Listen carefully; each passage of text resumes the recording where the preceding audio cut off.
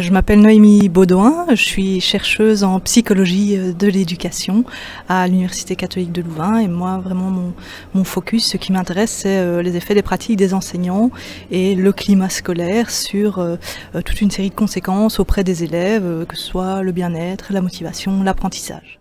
Alors justement, on parle de climat scolaire, mais s'il fallait décrire ce concept en quelques mots, ça va pas être facile, mais on en dira quoi?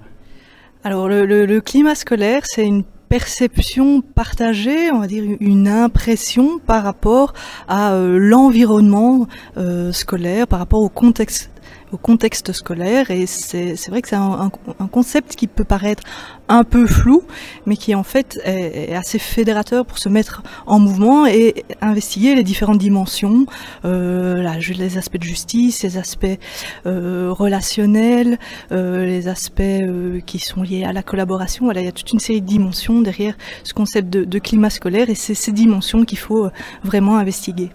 Si on met le focus sur ce concept de climat scolaire, c'est parce qu'avant on n'en tenait pas compte ou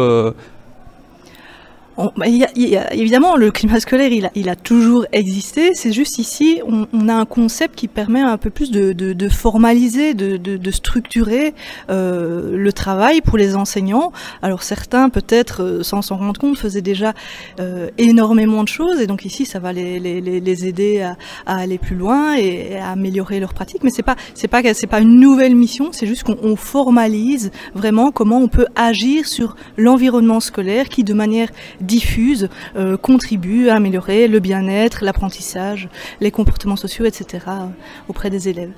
On parle de climat scolaire, climat d'école. Or, l'école, c'est une somme d'individualités, les élèves, une somme de groupes aussi, de collectifs, les groupes classes, et puis il y a l'école en général. Comment on fait pour arriver justement à réunir tout le monde dans un même climat qui soit le plus efficace possible? Alors, donc, ce climat, c'est vraiment une caractéristique contextuelle, organisationnelle. Donc, si un élève dit dans cette école ou dans ma classe ça va pas et que tout le monde pense autrement, c'est pas ça le climat. Ça, c'est sa perception personnelle du climat scolaire.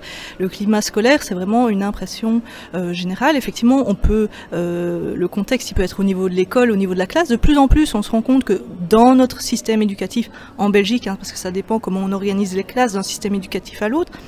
Mais en Belgique, il y a quand même beaucoup de choses qui dépendent de la classe. Et donc c'est vrai qu'on met souvent en place des choses au niveau de l'école, parce que ça permet d'avoir une dynamique au sein de l'équipe éducative. Mais l'idée, c'est bien qu'on puisse faire percoler tout ça jusqu'au niveau des classes, et que le climat d'école, il doit se vivre vraiment au niveau des classes, parce que c'est là qu'il y a beaucoup de choses qui se jouent au niveau socio-émotionnel, au niveau des apprentissages, etc.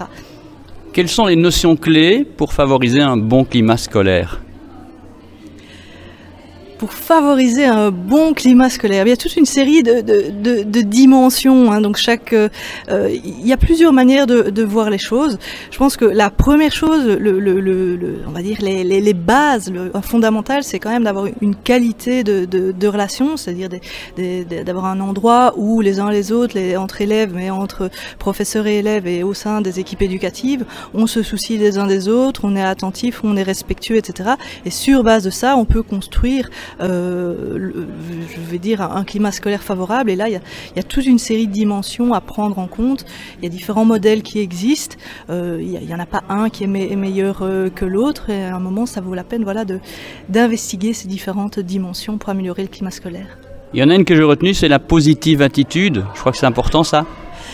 Alors, la positive attitude, c'est vrai que parce que le climat scolaire, c'est quelque chose qui est fédérateur, c'est quelque chose un peu de positif. On n'est pas là à lutter contre les problèmes, on améliore le climat scolaire.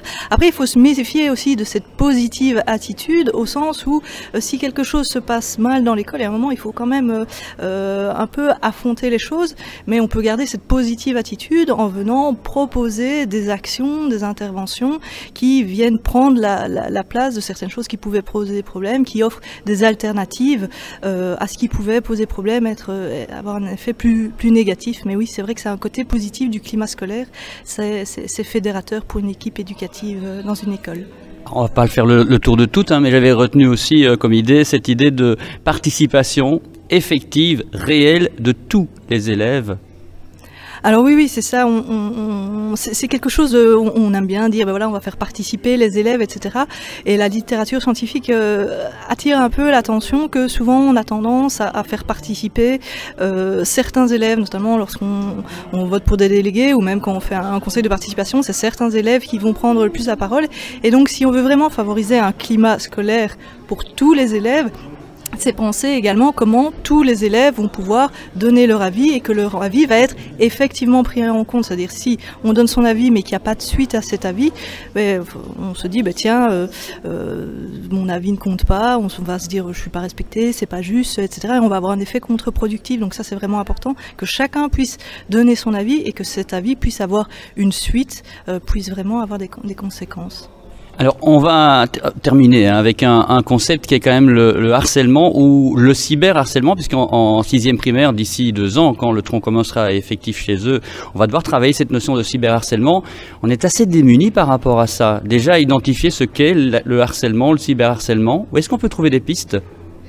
Alors il y a toute une série de pistes. C'est vrai que la recherche, de plus en plus, on essaye d'écrire des articles aussi à destination des praticiens. Donc je pense que sur le site internet ici, vous aurez accès à des références qui permettent vraiment de voir ce qu'on peut mettre en place au niveau de la prévention du harcèlement, une prévention générale, mais également une prévention plus spécifique où on va vraiment enseigner aux enfants c'est quoi le harcèlement, c'est quoi le cyberharcèlement, comment vous pouvez agir, comment est-ce que vous pouvez aussi venir prévenir, c'est-à-dire un problème du harcèlement, c'est aussi sa détection.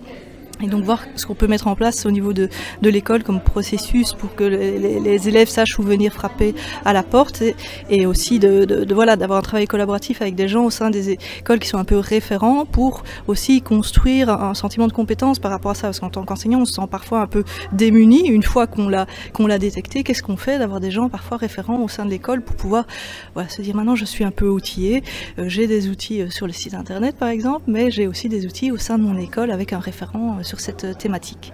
Cela dit, sur l'ensemble, sur le climat scolaire, ça demande pas mal d'observations, pas mal aussi de connaissances que pour pouvoir être juste dans les observations que l'on fait. Il y a des formations qui se donnent ou qui vont se donner ? Alors oui, le climat scolaire, c'est quelque chose qui est... je vais dire tendance pour le moment. Alors c'est pas un effet de mode parce que je pense que c'est parti pour rester, parce que comme je l'ai dit, c'est pas quelque chose de nouveau, mais c'est juste formaliser, structurer et donc professionnaliser finalement une partie du métier des enseignants. Mais c'est vrai que c'est pas quelque chose dont on avait l'habitude.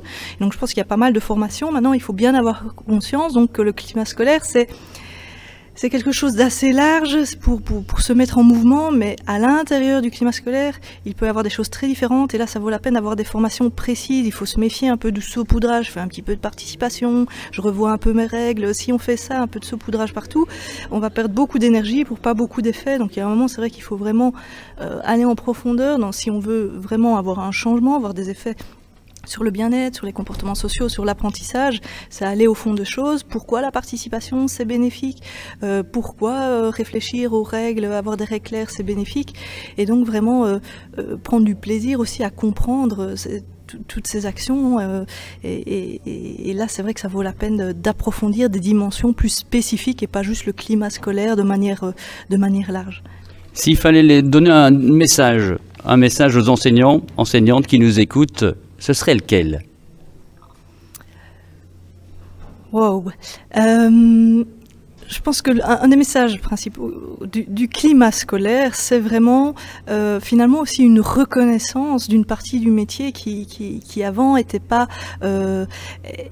plus diffuse, et donc c'est vraiment de saisir cette opportunité du climat scolaire pour vraiment mettre en valeur peut-être ce qu'on faisait déjà bien, qui contribuait au climat scolaire, et pour saisir aussi l'opportunité, vu qu'ici c'est plus formalisé, de réfléchir à améliorer ce climat scolaire au bénéfice des élèves, mais aussi à son propre bénéfice, que le climat scolaire, ça vise aussi le bien-être et le développement professionnel des enseignants, donc c'est vraiment tout à gagner.